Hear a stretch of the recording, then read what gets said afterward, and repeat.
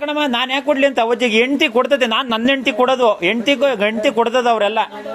ಓಹೋ, ಏನಕ್ಕೆ ಯಾನು ಕೊಡಲ್ಲ. ನೀನ್ ಹಂಗೆಲ್ಲ ತಿಳ್ಕೊಂಡ್ಲೇಬೇಡ. ಹಂಗೆ ಪಟ್ಟಿ ಲೆಕ್ಕ ಪಕ್ಕ ಅಂದ್ರೆ ನೋಡು. ನಾನು ಹಂಗೆ ಆಳಿನ ಕೂಲಿ ಕೈಯಿಂದ ತಂದು ಕೊಡ್ತಿದ್ದೀನಿ. ಬಂದ್ಬಿಡು. ಇವಾಗ ಅಲ್ಲಿ ಗೊಬ್ಬರ ತರಬೇಕು, ಗೋಡ್ ತರಬೇಕು, ಯಾತ್ರದ್ದು ಸಿಗ್ತಾ ಇಲ್ಲ ಅಲ್ಲಿ. ಸುಮ್ಮನೆ ಮಾತಾಡ್ತೀನಿ ನೀನು ಅತ್ತ. ಅಮ್ಮ ಗೇರ್ದೇಣಿಗೆ ಗೇದ್ ಹುಳ್ಳಿಕಾಯಿ ಹಾಕಣ ನಮ್ಮ ಒಂದು ಬ್ಯಾಚ್. ಈಗ ಏನು ಗೊತ್ತಾ, ಅದು ಪೂರ್ತಿ ಒಂದು ಬ್ಯಾಚ್ ಹುಳ್ಳಿಗಿಡ ಹಾಕೋಣ, ನೆಕ್ಸ್ಟ್ ಸೆಂಟೆಲ್ಲ ಹಾಕೋಣ. ಇವಾಗ ಸದ್ಯಕ್ಕೆ ಅಷ್ಟು ಮಾಡೋಣ. ಚೆನ್ನಾಗಿ ಬರ್ತವೆ. ಗೊಬ್ಬರ ಬೇರೆ ಓದ್ಸಲಿ ಹಾಕಿರೋದು ಏನಕ್ಕೂ ತಗೊಂಡಿಲ್ಲ, ಅದು ಚೆನ್ನಾಗಿ ಬರ್ತವೆ. ತೆಂಗಿನ ಗಿಡ ಹೆಂಗೆ ಹತ್ಕೊಂಡೋಗಿ ಗೊತ್ತಾ, ಮೊಳಕೆ ಹಂಗೆ ಹೊಡಿತಾವೆ ನೋಡೋಗಿ. ಈಗ ಹೋಗಿರತ್ತಕ್ಕೆಲ್ಲ ಓಕಿಗೆಲ್ಲ ಇಕ್ಬಿಡ್ಬೇಕು.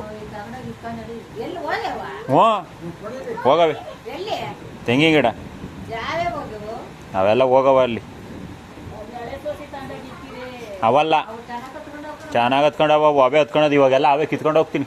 ಕಿತ್ಕೊಂಡೋಗಿ ಇಕ್ಬೇಕೆಲ್ಲ. ನಾಳೆಗೆ ನಾನು ಅಷ್ಟು ಕೆಲಸ ಮಾಡ್ಬೋತೀನಮ್ಮ.